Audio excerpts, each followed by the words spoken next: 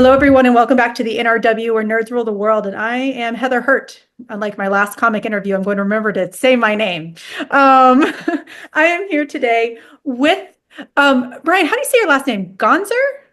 Perfect. That's Oh, right. One for total one. guess. Total guess. All right, Brian Gonsar, who is the writer for the upcoming graphic novel Dracula's Brunch Club. And honestly, we usually talk to creatives when it's a little closer to release, either final order cutoff or like right before release. But I won't deny it. My producer's a dad, and he was just like, "Oh my God, I kind of love this." So we're going to jump right in. When pre-orders are just now starting, the book is set for release with Oni Press in September. So with that huge spiel, Brian, how are you today? I'm good. Thank you for having me here. I love the podcast and just excited to talk about graphic novels and this book. Awesome. Well, thank you so much for being with us. So let's get down to the nitty grittiest of it all. There's a couple pages out there, but what is Dracula's Brunch Club? So I originally wrote it as kind of a twisted origin story on why vampires like blood, but kind of took my own spin on it. Like if you look at my Instagram profile, it is just filled with donuts. Like I had a donut blog, and everywhere I travel a lot for my day job, and everywhere I go, I'm always trying to find donuts. So kind of combined two things there with an origin story. So this one is basically in my world, Count Dracula is this donut connoisseur. It's his famous blood orange jelly donuts, which gives his all the vampires their all night energy to be able to live forever. But there comes a mysterious jelly shortage in Transylvania, which allows his arch rival, who's named Constantine, swoop in and kind of take the loyalty of the vampires and also his brunch club, which he loves to host between vampires and humans. And when several humans go missing and he forbids vampires and humans to commingle. Dracula starts to suspect there's like a more sinister motive that Constantine has. So basically, him working with his chef and his human friend Elena, they've got to come up with a way to find a new energy source and save face with all the vampires and the humans. Oh, that's so cute. I love it. What's your favorite donut then? Got to ask that question. That's a tough one. I mean, it's like how do you pick a favorite child? It's tough. I mean, I live out in New Jersey near New York City, and if I go in, it's either the Tres Leches donut from Donut Plant or uh, Daily Provisions has this maple cruller, which is delicious. But like, in each city, like if I'm in LA, I'll go to Sidecar Donuts. If I'm in Boston, I'll go to Blackbird Donuts. If I'm, I've got some different things, but I don't know. It's hard to pick one. Well, you can name locations. Yes. I was looking for like the bare minimum here. I'm from Texas originally, so we have our Texas donut, our puffy, our airy donut. Yep.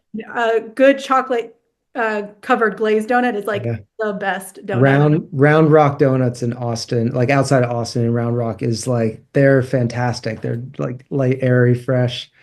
So, They have a sister store in Houston, and they actually have like Longhorns and a whole bunch of fun nice. stuff. And they're Nice. good. They're good. See, connoisseur here, connoisseur. I'm Yes, talking love to the it. genius here. All right. So with that being said, one thing you brought up just before, and I did not know this. This is wonderful. We are a horror podcast here. We love Mhm. love our horror. And you said that this book you were hoping was going to branch out horror for kids who want to try it. Can Yeah. you talk about that a little bit? Yeah, I mean, when I was a kid, I would read Goosebumps or a lot of scary stories, things like that. But I really didn't love being scared. Like I wanted to carry around the books. I wanted to read it like all my friends were, but maybe I didn't want doing that. Like want to lay up at night or like not go sleep over at my friend's house who lives across the street from a graveyard or something like that. So I wrote this in mind to kind of get kids as more like an introductory to this genre and maybe because even some of the more intense scenes they dull it down a little bit with some, either humor in the illustrations or humor in the dialogue or responses, things like that. I mean, even Stranger Things would do that, like just take a little break from the scary stuff with, some dark humor. And my I originally wrote this as a bunch of like twisted origin stories for different lore and kind of horror things. And we got a lot of my agent and I got a lot of feedback, and they're like, we just want more to it. And so she showed me, I have it here. She showed me this book, Camp Midnight. I don't know if you've ever read it. I love it. And it was like, I'm like, oh, you can combine like graphic novels are amazing. You can combine the humor and the horror in there. And it just kind of really motivated me to write this. Absolutely. That's great. I love Camp. I love that book. It's so Yeah. good. There's some really, really fun horror, family horror.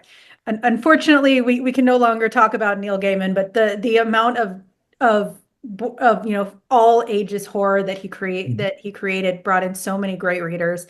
Yep. But we also have, Last Comic Book on Earth and so Mhm. many great books. Please check them out. What we'll do is in the description below, we'll list like 10 good kids books to lead up to Uh-huh. Dracula's Brunch Club. And of course, once again, Neil Gaiman's not going to be in there. It's more unfortunate that we had so much and then we lost it all like that. But positives, positives. Yep. Let's talk about. So this is like many kids' books. This book is a little bit more, let's say, more television animated. It's not Hmm. as gritty as you would see in regular comic books. It's not full, more traditionally styled, realistic humans. You have a very animated sense to your comic. Why did you want to do that, and how did you and your co-creator Keenan get that together? So I was writing this, I'd say 2020, very pandemic time and into 2021. And yeah, I had a bunch of things in my head of like what I wanted to look like, where it could go, where it could not.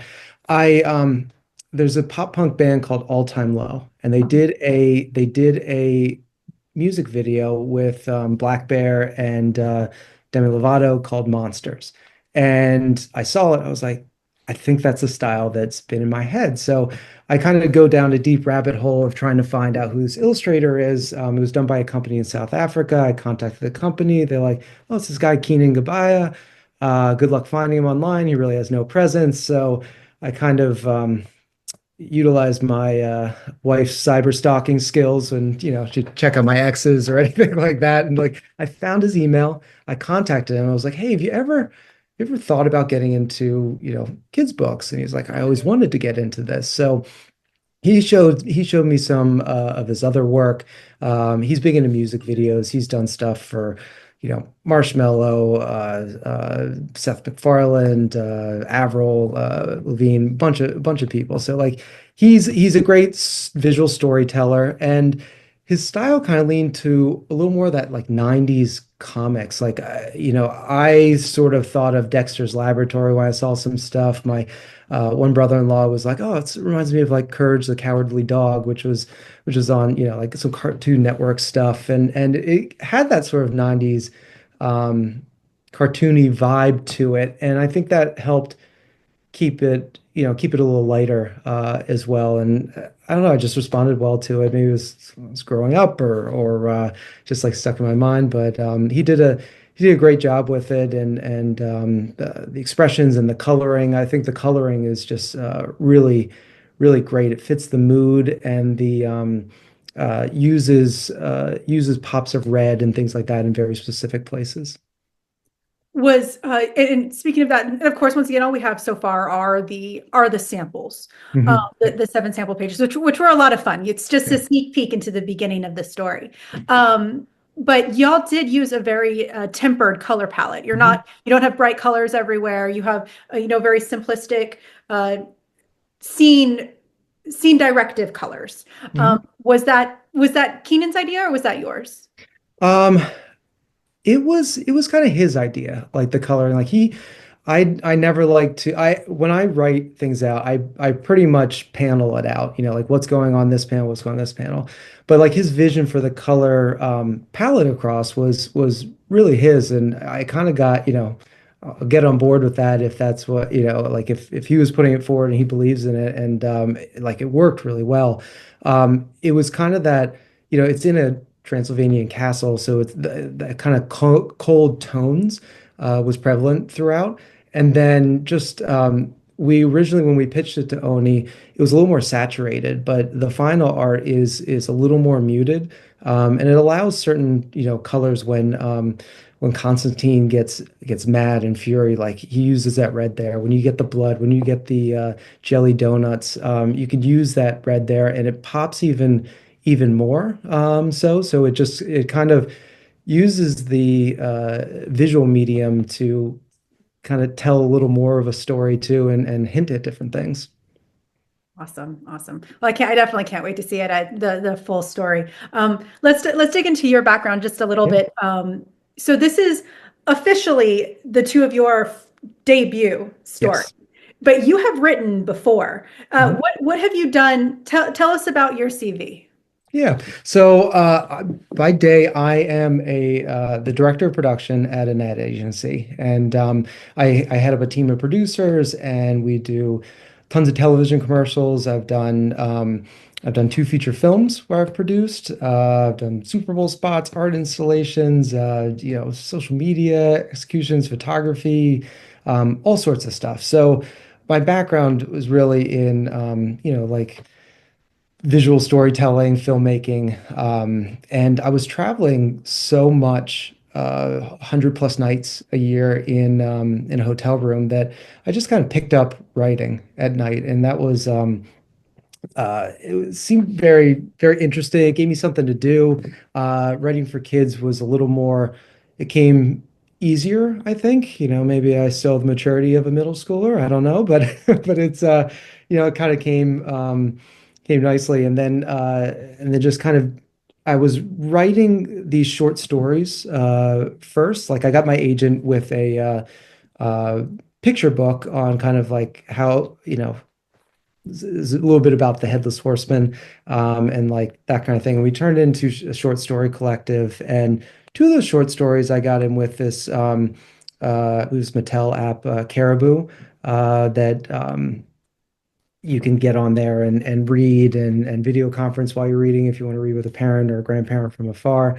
So I have those on that platform, and but it sort of just changed. We got a lot of feedback from editors that they just wanted more of the story. Like this was funny, and a lot of them called out this short story in particular of really catching their attention, and it just sort of went into graphic novels, which is written like a screenplay. So I'm used to reading scripts and doing it like that, and visually I can see it in my mind. So the graphic novel medium just fit well. Awesome, awesome. Well, I welcome to the official full-time work of comic books. Yes. Yeah, that's awesome. It's love talking to debut creatives, even though you do have some history. And remind me, I might have to get your contact information when I'm looking for work. I'm in Yes. the Yes. field Call too in me my life. whenever. Um, what else would you like to say? What one last big statement as we lead into the pre-sale spiel? What is the last big thing you want audiences to know about Dracula's Brunch Club? I think I think people will have a lot of fun with it. I don't, I'm not one to just like try to jam messages down people's throat. Like, if you're reading a book, you want to be entertained. If I'm watching a movie, I want to be entertained. Like, maybe I want to be scared or sad or laugh or something like that. But, I think people will be really entertained about this. I kind of equated it to like Mel Brooks's Young Frankenstein. It's a comedy in a horror wrapper. So people who like that, might be interested, or people that I've listened to the podcast. There's a Dracula. What's the name of it? A comedy of terrors, which was like a Okay. Yep. Broadway Yep. thing, which is great. What We Do in the Shadows is great. There's so much good vampire stuff that mixes comedy in there as well. And I think I hope people like the humor in it, and then also like the introduction to a little scarier, more horror elements for kids. Awesome. Awesome. Yes, you also get elements of friendship and love and compassion for others, which is something that's really so important nowadays is compassion. Yeah, that was a big thing too. It's like, the nemesis was trying to like, push people apart, but like his whole thing was, kind of follow in what his dad was starting with. Like he had a Brenner club, which is, breakfast for dinner, and so he's got this brunch club, and all he wanted to do was just kind of unite all the people from uh, Transylvania, which he finally does at the end, but just in a different way than he expected. Oh, I am very much looking forward to it. I love horror. I love fun horror, all horror types. Horror is any way that you can introduce yourself or anyone around you to it. Please take a chance to do so. Dracula's Brunch Club from Oni Press is available for pre-order at your local comic shop. Make sure you reach out. If you have any questions, if you want to know where your local comic shop is, please feel free to comment below or check out localcomicshop.com and they can help you. Brian, thank you so very much for your help today, or your time. Thank you so much for your time. Yeah, thanks for having me. I really appreciate it. Absolutely. The book is out in September of this year, 2025, and we will try and get Brian back. We will definitely try to get Brian back before the big release because this was a lot of fun. I really enjoyed it. Yeah, happy to. Brian, where can people find you if they have any questions about this book or anything else for you? All right. So one of the benefits of my last name is that no one else really has my last name. So I'm kind of B Gonsar, Gonsar on all platforms. So Instagram, Blue Sky, X, everywhere. And then my website is bgonsarbooks, BGONSARBOOKS.com. Thank you so much, guys. Like, subscribe, share, all those good things, and we will talk to y'all soon.